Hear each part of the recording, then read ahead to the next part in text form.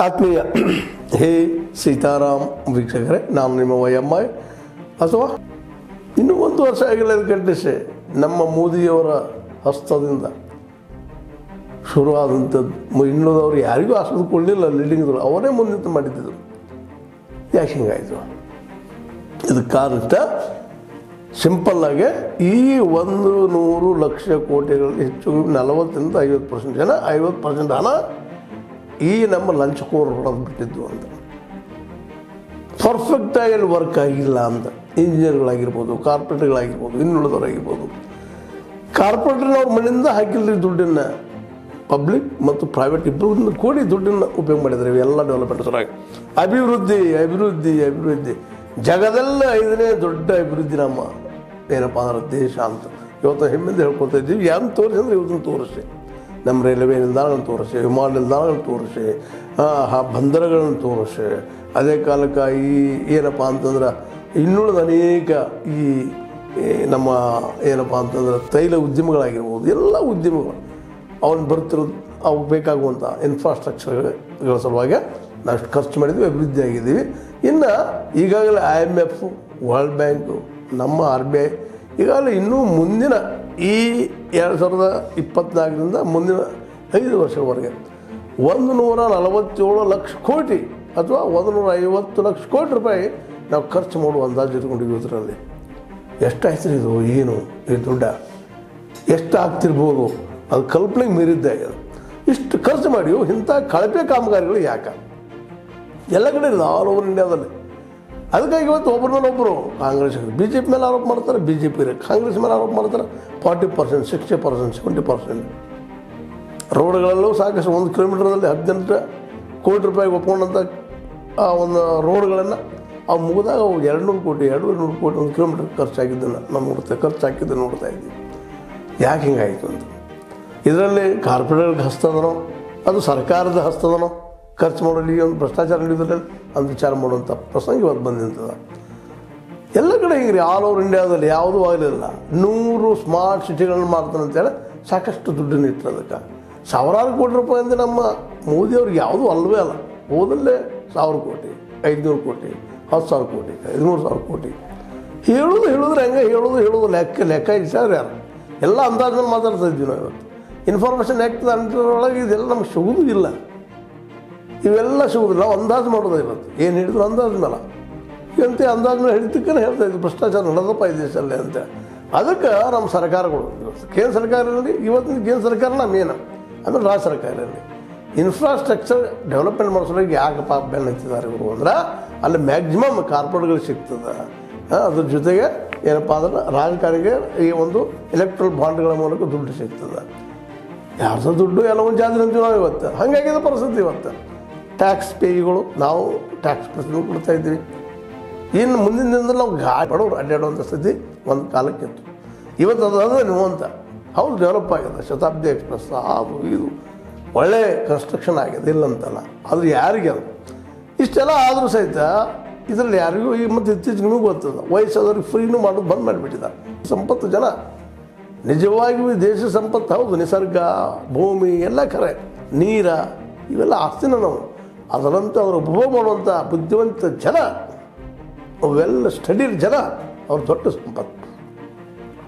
ಯಾಕಂದ್ರೆ ನಮಗೆ ಶಿಕ್ಷಣ ಒಂದೇ ನಮ್ಮನ್ನು ಸರಿದಾರಿಯಲ್ಲಿ ಒಯ್ಯುವಂಥದ್ದು, ಇನ್ನುಳಿದು ಯಾವುದೂ ಇಲ್ಲ.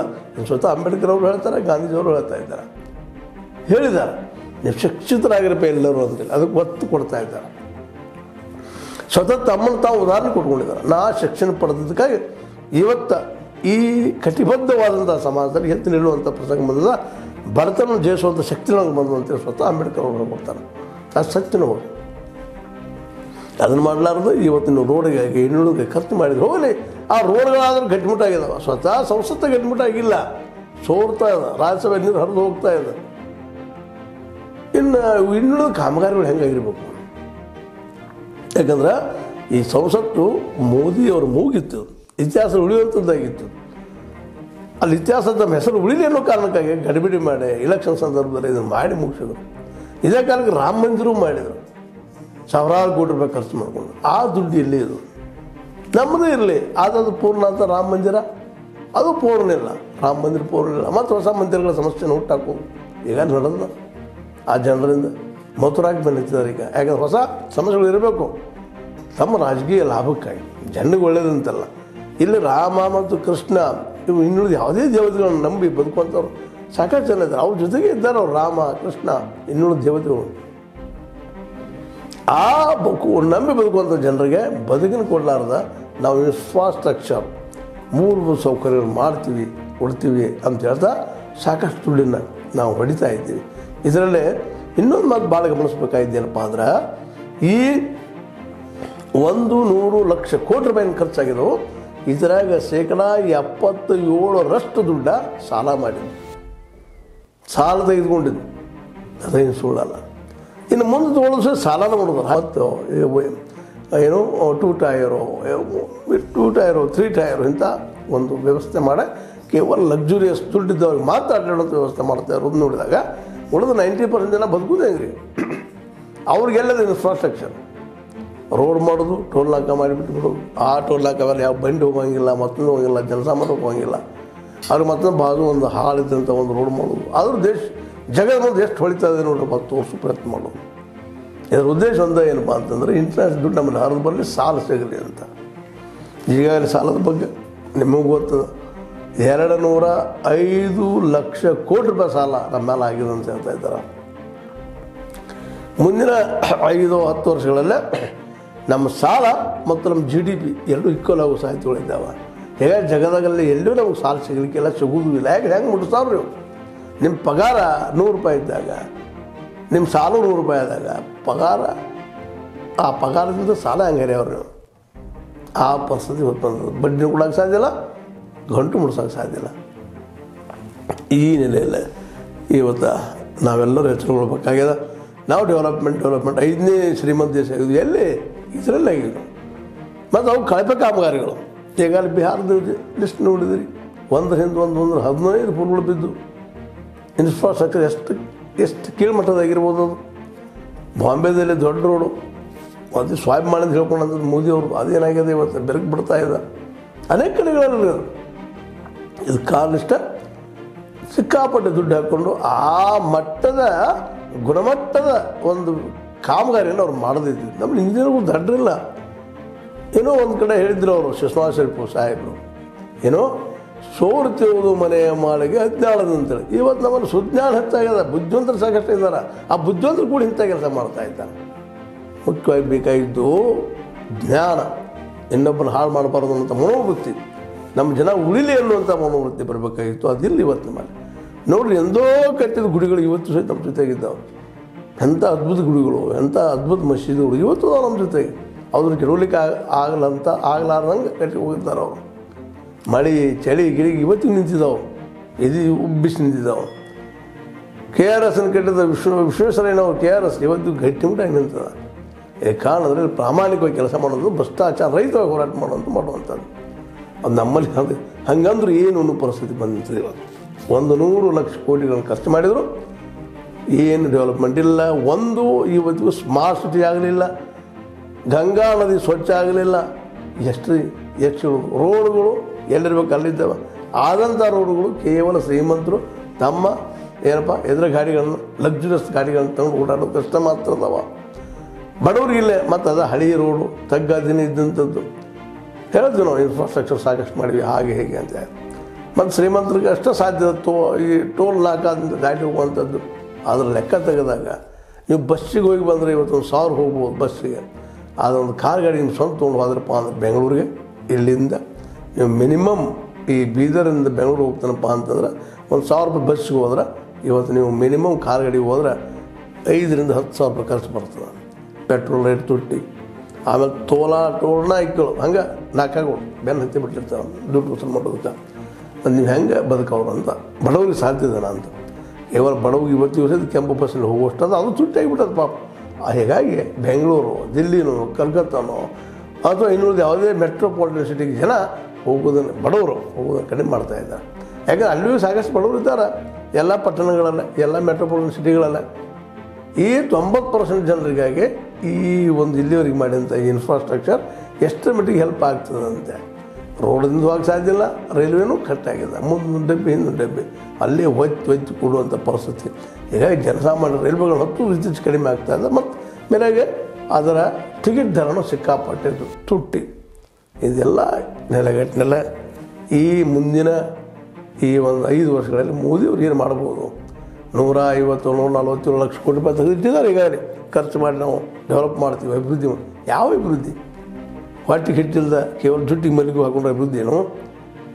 ಅದೆಲ್ಲ. ಮತ್ತು ಇವತ್ತು ನೋಡ್ರಿ, ನಾವು ಇವನ್ನ ತೊಗರಿ ಬೇಳೆ ಇರ್ಬೋದು, ಹೆಸರು ಬೇಳೆ ಇರ್ಬೋದು, ಯಾವುದೇ ಕಾಳುಗಳಿರ್ಬೋದು, ನಾವು ಇನ್ನೊಂದು ಕಡೆ ಇಂಪೋರ್ಟ್ ಮಾಡ್ಕೊಳ್ತಾ ಇದ್ದೀವಿ. ಎಣ್ಣೆ ಇರ್ಬೋದು, ತಿನ್ನೋ ಎಣ್ಣೆ ಇರ್ಬೋದು, ಪೆಟ್ರೋಲ್ ಇರ್ಬೋದು, ಎಲ್ಲನೂ ನಮ್ಮಲ್ಲಿ ಉತ್ಪಾದನೆ ಮಾಡೋಕ್ಕೆ ಸಾಧ್ಯತೆ ಸಹಿತ ಹೊರಗಿನ ತರಿಸ್ಕೊಳ್ತಾ ಇದ್ವಿ.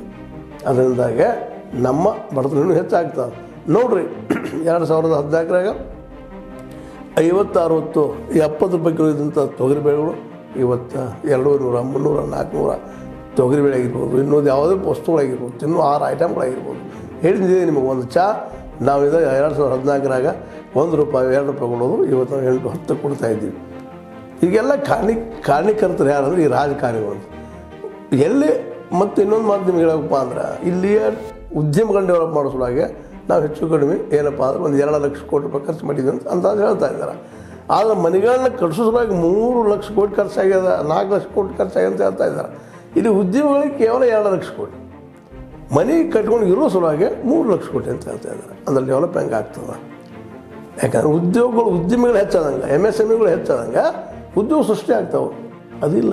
ಮತ್ತು ಅಗ್ರಿಕಲ್ಚರ್ ಅಂದರೆ ಲಾಭದ ಉದ್ಯೋಗ ಇಲ್ಲ. ಅಲ್ಲಿ ಯಾರು ಉದ್ಯೋಗಗಳು ಶಕ್ತಿ ಸ್ವತಃ ಮಾಲಕಿಗಿಲ್ಲ, ರೈತಗೆ. ಮತ್ತು ತನಗ ಈ ವಿಮಾನ ಹಾರುವಂಥ ನಿಲ್ದಾಣಗಳು, ಅದು ದೂರಿನ ಪ್ರವಾಸಗಳ ಈ ರೋಡ್ಗಳನ್ನು, ಅಥವಾ ಈ ಒಂದು ಇಲ್ಲಿವರೆಗೆ ಒಂದು ನಮ್ಗೆ ಗೊತ್ತಿದ್ದಂಗೆ ಒಂದು ಆಣೆಕಟ್ಟು ಸಹಿತ ಇವ್ರ ಪೀರಿಯಡದಲ್ಲಿ 10 ವರ್ಷ ಪೀರಿಯಡದಲ್ಲಿ ಆಗಿಲ್ಲ. ಇದು ಅತ್ಯಂತ ನೋವಿನಿಂದ ಇವತ್ತು ಹೇಳಬೇಕಾಗಿದೆ. PSUನೂ ಒಂದು ಯಾವುದು ವರ್ಷ ಹಾಕಲಿಲ್ಲ. ಅದಕ್ಕಾಗಿ ಈ ಒಂದು ಮುಂದಿನ 5 ವರ್ಷಗಳಲ್ಲೇ 150 ಲಕ್ಷ ಕೋಟಿ ರೂಪಾಯಿ ಇಟ್ಟಿದ್ದಲ್ಲ, ಅದನ್ನ ಎಜುಕೇಷನ್ಗೆ, ಅಗ್ರಿಕಲ್ಚರ್ಗೆ ಇನ್ವೆಸ್ಟ್ ಮಾಡಿದ್ರೆ ಏನಾಗ್ಬೋದು ದೇಶ? ಯಾಕಂದರೆ ನೀವು ಮಾಡೋದಿಲ್ಲ ಆ ಮಾತು ಬೇರೆ, ಆದರೂ ಒಂದು ಮಾತು ಅದು ಮಾಡಿದರೆ ನಿಶ್ಚಿತವಾಗಿ ದೇಶದ ಅಭಿವೃದ್ಧಿ ಆಗ್ತದೆ. ಹೊಟ್ಟೆ ತುಂಬ ಊಟ, ತಲೆ ತುಂಬ ಬುದ್ಧಿ, ಜ್ಞಾನ ಬೆಳೀತಪ್ಪ ಅಂದರೆ ದೇಶ ಅಭಿವೃದ್ಧಿ ಆಗ್ತದೆ. ನಮ್ಮ ದೇಶನ ಉಳಿಸುವಂಥ ಶಕ್ತಿ ಒಬ್ಬ ವಿದ್ಯಾರ್ಥಿಗೆ ಅಥವಾ ಒಬ್ಬ ವ್ಯಕ್ತಿಗೆ ಬರ್ತದೆ. ಆಗ ನೀವು ಹೇಳೋ ಅವಶ್ಯಕತೆ ಇಲ್ಲ, ತಾನು ಡೆವಲಪ್ ಆಗೇ ಆಗ್ತದೆ ಅಂಥೇಳಿ ಭಾಳ ತಜ್ಞರ ಅಭಿಪ್ರಾಯ ಆಗ್ಯದ. ಏನು ಮಾಡ್ತಾರೆ ಮೋದಿಯವರು? ಈಗಾಗಲೇ ರಾಮ ಮಂದಿರ ಕಟ್ಟಿಸಿದ್ರೆ ಅಲ್ಲೂ ಏನು ಸ್ವರೂಪ ಪರಿಸ್ಥಿತಿ ಇನ್ನೂ ಮುಗಿದಿಲ್ಲ. ಅದು ಪೂರ್ಣವಾಗಿ ಸಂಸತ್ತಂತೆ ಕಟ್ಟಿಸಿದ್ರು, ತಮ್ಮ ಹೆಸರು ರಾಮರಾಯ್ ಉಳಿಲಿ ಅಂತೇಳಿ. ಆದರೆ ಈಗ ಸೋಲಿಗೆ ಶುರು ಮಾಡಿದ್ದು ಗುಮ್ಮಟದಿಂದ. ಇನ್ನೂ ಎಲ್ಲೆಲ್ಲಿ ಸೋರ್ತದೆ ಏನಾಗ್ತದೆ ಗೊತ್ತಿಲ್ಲ. ಇನ್ನೂ 1 ವರ್ಷ ಆಗಿಲ್ಲ. 100 ವರ್ಷದ ಸಂಸತ್ತಿನಲ್ಲಿ ಕಾರ್ಯಕ್ರಮ ನಡೆಸೋಣ ಅಂದರೆ ಕಾಂಗ್ರೆಸ್ಗಳು ಹೇಳ್ತಾ ಇದ್ದಾರೆ. ಅಲ್ಲೇ ಹೋಗಿ ಬರ್ರಿ ಬ್ಯಾಡ ಮಾತು ಬಿದ್ದಿತ್ತು ಅನ್ನೋಂಥ ಒಂದು ವ್ಯಂಗ್ಯವನ್ನು ಆಡ್ತಾ ಇದ್ದಾರೆ. ಅದಕ್ಕೆ ಇಲ್ಲಿವರೆಗೆ ನಾನು ಮಾತಾಡಿದ್ದಿಷ್ಟ. ನೀವು ಅಭಿವೃದ್ಧಿ ಅಂದರೆ ಏನು? ದುಡ್ಡು ಹಾಕೋದು, ಭ್ರಷ್ಟಾಚಾರ, ದುಡ್ಡು ಕೊಟ್ಟಿದ್ದು, ಪಾರ್ಟಿ ಫಂಡ್ ಮಾಡ್ಕೊಳ್ಳೋದು, ಎಲೆಕ್ಷನ್ ನಿಲ್ಲೋದು, ದುಡ್ಡು ಹಂಚೋದು, ಶರೆ ಹಂಚೋದು, ಆರಿಸ್ಬರೋದು ಅಷ್ಟೇ. ಈ ದೇಶ ಎಷ್ಟಕ್ಕೆ ಸೀಮಿತ ಆಗ್ತದನ ನೋಡೋದನ್ನ. ಮತದಾರರಿಗೆ ಎಚ್ಚರಗೊಳ್ಳುವಂಥ ಸಮಯದ ಮತದಾರ ನೀವು ಎಚ್ಚರಗೊಳ್ಳಿಲ್ಲ ಅಂದ್ರೆ ಇಂಥ ಜನ ಮುಂದೆ ಬರುವಂಥ ಸಾಧ್ಯತೆಗಳಿದ್ದಾವೆ. ಇದೇ ಡೆವಲಪ್ಮೆಂಟ್ ನಮ್ಮದು. ಕಟ್ಟಿದ ಒಂದು ಹೊಸ ಬಿದ್ದು ಹೋಗುವಂಥದ್ದು, ಅದನ್ನು ಹೊಳೆ ನೋಡಿದ್ರಾಗ ಅದು ಇರ್ತದಿಲ್ಲ ಗೊತ್ತಿಲ್ಲದಂಥದ್ದು ಅಂತ ಹೇಳ್ದೆ. ನನಗೆ ಅನಿಸಿದ ಕೆಲವು ಮಾತಾಡಿದ್ದೀನಿ. ನಿಮ್ಮ ಲೈಕ್ ಮಾಡಿ ಶೇರ್ ಮಾಡಿರಿ, ಜೊತೆ ಕಾಮೆಂಟ್ ಮಾಡೋದು ಬಿಡ್ಲಿಕ್ಕೆ ಹೋಗ್ಬೇಡ್ರಿ. ಯಾಕಪ್ಪ ಅಂತಂದ್ರೆ ಹೇ ಸೀತಾರಾಮ್ ನಿಮ್ಮದು, ಜೊತೆಗೆ ಇದಕ್ಕೆ ಸಬ್ಸ್ಕ್ರೈಬ್ ನಿಲ್ಲಿಸ್ಲಿಕ್ಕೆ ಹೋಗ್ಬೇಡ ಅಂತ ಹೇಳ್ತಾ, ಹೇ ಸೀತಾರಾಮ್ ಸತ್ಯದ ಕೈಗೆ ವಂದನೆಗಳು.